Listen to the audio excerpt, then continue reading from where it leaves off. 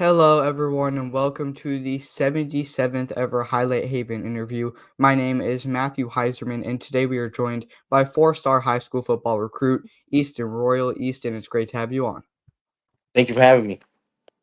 Yeah, absolutely. And, right off the bat, I just want to start by asking when you first knew that you wanted to play football. Probably when I was like 6 years old, playing tackle football in the grass with my friends in old apartments I used to live in. Mhm. Now, you mentioned, playing tackle football with your friends. When you started playing in, organized leagues, was that flag football or did you go straight to tackle football with that as well? I went straight to tackle. Mhm. Now, when you started playing football, I know you obviously play wide receiver right now. Were you always a wide receiver? Or were you more of a utility guy playing all around the field?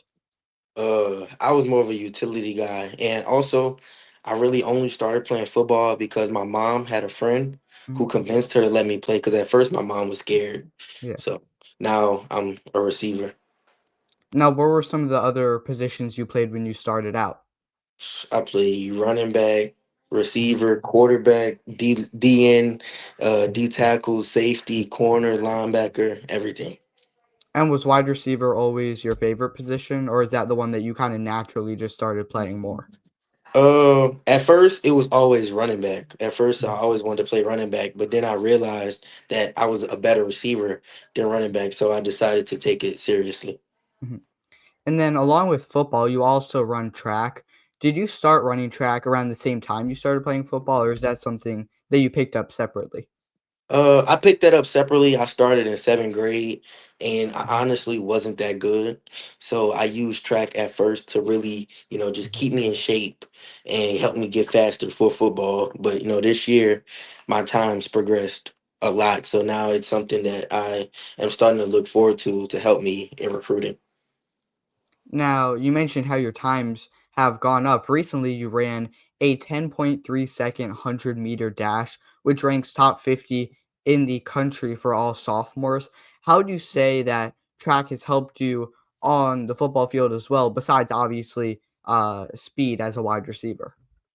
It just helps me, it helps me, it helps me, be able to have a stride going downfield Mhm. and to, help me get away from defenders.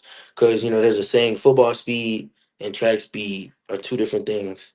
So, it just helps me get the right, proper running mechanics to help me on the football field. Would you say that's made a big impact with your deep balls and just being able to be a deep ball threat? Yeah, definitely. Because every year I'm getting fat, bigger, faster, stronger. And, track has been helping me out a lot. Mhm. Yeah, for sure. And as one of the top rated wide receivers in the class of 2027, what's one thing that you really take pride in when it comes to your play style? Uh, being a guy you can put everywhere, not just limited to a receiver, Mhm. and not just being limited to a certain spot on the field. I can play inside, outside. You can move me at a tight end, wildcat, a little bit of running back. You could put me in a return game, and I think that's what makes me special. Now, on June 7th, 2024, I want to get into the recruitment process a little bit. You received your first Division One offer from the Ole Miss Rebels. Can you just describe what it felt like to receive that first D1 offer and what was going through your mind during that moment?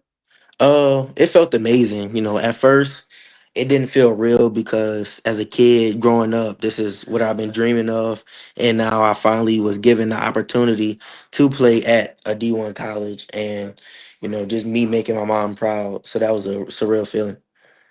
Now, would you say the feeling from just getting your first general offer to the first D1 offer was any different? It was big different because my first general offer was like a NAIA, something small. Because my 7-on-7 coach, he coached there, so he helped me out and gave me the offer. But actually having a big D1 offer that's in the SEC, which Yeah. is, I think, to me, is the hardest conference in college football. It was just a great feeling. Yeah, and as a sophomore, you've already received around 20 Division One offers from schools such as LSU, Texas, Tennessee, and Miami. Can you just break down what the recruitment process has been like for you so far? I want to say So Ole Miss started it off, and then I want to say, what, like Miami. When I got the Miami offer, I think that's really when coaches started to look at me, and also, like you said, the track times. So my recruiting process has been has picked up very fast, and it's starting to get up on me. So it's time for me to start looking into colleges, seeing if they're a place where I want to go. Because in a year, I hopefully, if I'm blessed to be committed to somewhere. Mhm. And, when you look at the schools you've been speaking with, obviously, um, not to put you on the spot, no specific teams Mhm. to single out, but are there any that you've been talking to the most or that have really stuck out to you? Um, Not just a little bit. Ole Miss and Houston, like I've Mhm, said before, they've just been showing the most love at any mhm, time. But I feel like I want to see how things change when June 15th comes around, and I'm officially a junior, and schools can actually like fully talk to me. yeah. And, you've received offers from LSU, Ole Miss, a lot of schools near home. How much does distance from home impact your decision, or are you more just looking to go to a place that can really help you develop the most? Distance, I definitely want to stay, somewhere a good, Mhm. decent time from home, so my family can come see me Yeah. play whenever.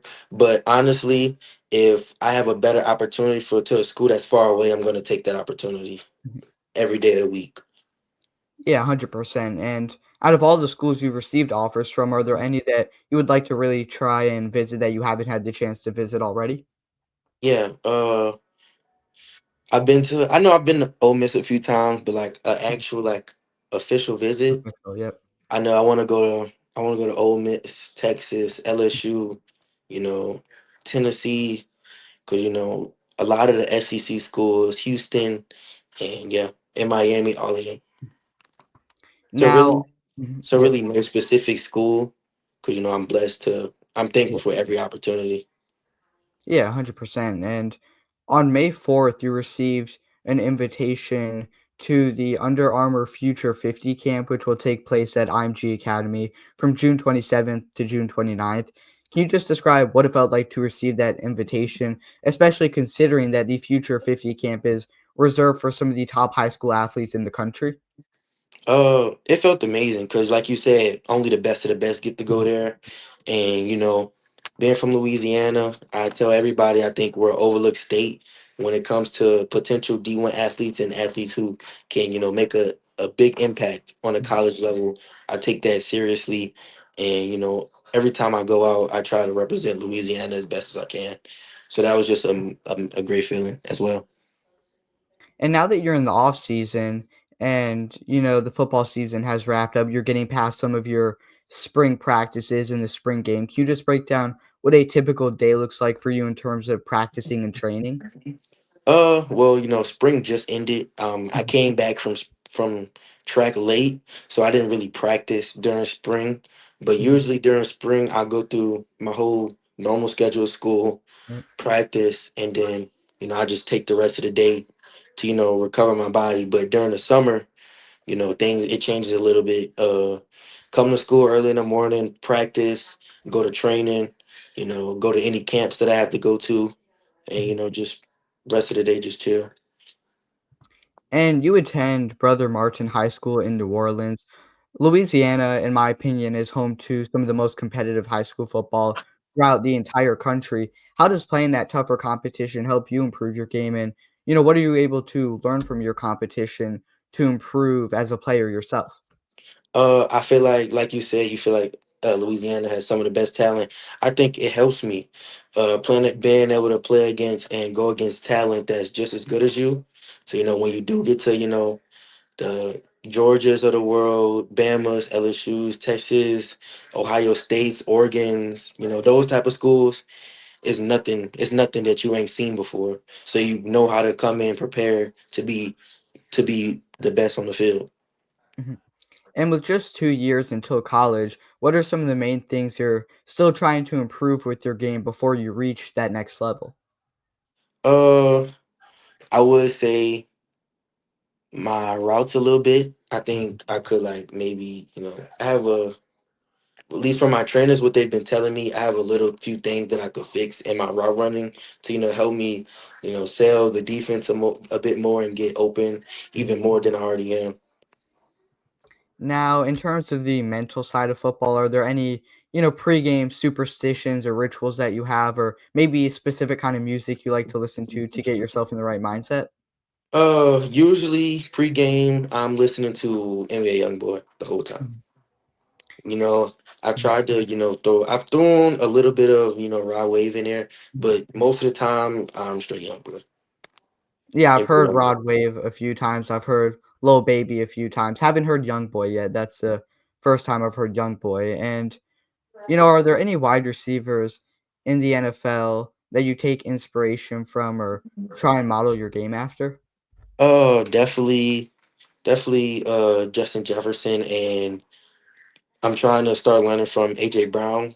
Being a bigger physical receiver, and I feel like I could be a physical receiver as well as Justin Jefferson. Though he's very fluid, running his routes at the top of his break, and stuff like that. Now, when you're watching NFL games, are you focused on the whole game altogether, or are you really just focused on watching the wide receivers, what they do, how they adapt in specific situations? I'm usually looking at the whole game because Mhm, another thing as a receiver, I want to start learning, being able to learn how to read a defense mhm, to also help me get open, to help my quarterback to be able to sit into mhm. zones and just create big explosive plays from nothing. Now, what's one thing you don't think the average football fan knows about the wide receiver position?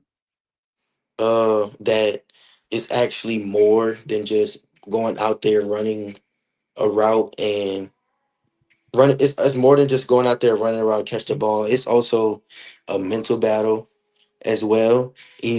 Not outside of just the route running and catch the ball. We also have to be great blockers Mhm, because if you don't block, you can't get on the field. And if you don't get on the field, you don't play basically. And so mhm. we also have to get not as much, but we also have to get dirty. To for team success. Now, how do you feel like you are as a blocker right now, and what does it look like when you're working on blocking during a practice? Uh, my blocking right now, it's pretty decent. Mhm, It could be better in a few things. Sometimes I don't explode my hips through, mhm. things like that. But for the most part, I think I'm a great blocker. And during your final 2 years playing high school football, are there any personal goals as well as team goals that you look to achieve? Yeah, I want to be able to break all my school records Mhm. within the next 2 years, and possibly, if it's possible, to win a state championship. Yeah, absolutely, I love that, and I do have one final question to ask before we wrap things up. What's a random fun fact about yourself, just so the people watching can get to know you a little better at a personal level? One random fact about me is I I love coloring. Mm, I like and coloring. I think it brings me peace. mhm, I'm not the best at it, but I tend to color during my spare time sometimes. mhm. Is that something I guess you started doing when you were a lot younger? No, I actually just picked up on it. Not too Yeah, many, mhm, not too many people know about it. Not even like a lot of not even my family does about it. For real. mhm. Yeah, I love to hear that. I can't thank you enough for coming on. I really do appreciate it. Is there anything else you want to say to the people watching before we wrap things up? No, that's it. Again, big thanks to Easton Royal for being the 77th ever Highlight Haven interview guest. And as always, we will see you next time.